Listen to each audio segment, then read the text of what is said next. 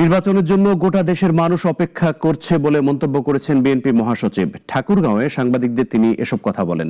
আর রাজধানীতে আরেক অনুষ্ঠানে বিএনপি নেতারা বলেন, একটি ছাত্র সংগঠন গুপ্ত রাজনীতি করার সুফল পাচ্ছে এখন। বিস্তারিত রাশেদুল কাদেরের রিপোর্টে। নিজ নির্বাচনী এলাকা ঠাকুরগাঁও সফর করছেন বিএনপি মহাসচিব মির্জা ফখরুল ইসলাম আলমগীর। দেশের বর্তমান রাজনৈতিক পরিস্থিতি ও নির্বাচন নিয়ে সাংবাদিকদের সাথে তিনি কথা বলেন। নির্বাচন প্রসঙ্গে বিএনপির এ নেতা বলেন, দেশের মানুষ নির্বাচন চাচ্ছে, কিন্তু আইন শৃঙ্খলা অনুকূলে না বলে অভিযোগ করেন তিনি। গোটা দেশের মানুষ অপেক্ষা করছে নির্বাচনের জন্য, কিন্তু আইন শৃঙ্খলা পরিস্থিতি যা দাঁড়িয়েছে সেটাতে আমি আপনার খুব সন্তুষ্ট হতে পারছি না।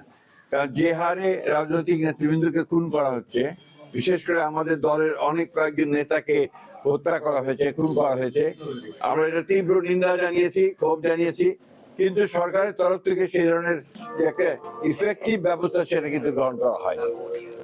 বিশ্ববিদ্যালয়গুলোতে নিজ দলের অঙ্গ সংগঠন ছাত্র দলের পরাজয়ের কারণ ব্যাখ্যা করে মির্জা ফখরুল বলেন, জাতীয় নির্বাচনে এর কোনো প্রভাব পড়বে না।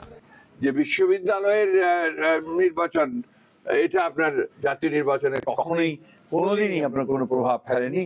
আমরা আশা করি এবারে সেভাবে কোনো প্রভাব ফেলবে। এদিকে বিএনপির প্রয়াত চেয়ারপারসন বেগম খালেদা জিয়ার বর্ণাঢ্য কর্মজীবন নিয়ে জিয়া উদ্যানে Bogura media and cultural society Dhaka আয়োজিত আলোকচিত্র প্রদর্শনী পরিদর্শন করেন দলটির সিনিয়র নেতারা।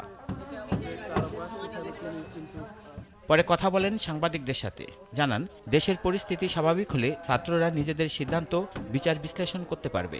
বহু বছর আমাদের যে ছাত্র সংগঠন, তারা বিশ্ববিদ্যালয় বা কলেজগুলিতে ঢুকতে পারে না, তারা কাজ করতে পারে না, কিন্তু যে সংগঠনটা মোটামুটি ভালো এখন ফলাফল করছে, তাদের সম্পর্কে আপনারা জানেন যে তারা তাদের পরিচয় গোপন করে সরকারি দলের সঙ্গে থেকে তারা কাজ করেছে। এটার সুফলটা তারা এখন ভোগ করার চেষ্টা করছে, কিন্তু এই কৌশলটাকে আমরা কখনোই ভালো কৌশল হিসেবে মনে করি নাই। বিএনপি প্রধান তারেক রহমানের উত্তরবঙ্গ সফর তার ব্যক্তিগত বলেও জানান বিএনপি নেতারা। রাশেদুল কাদির, নাগরিক, ঢাকা।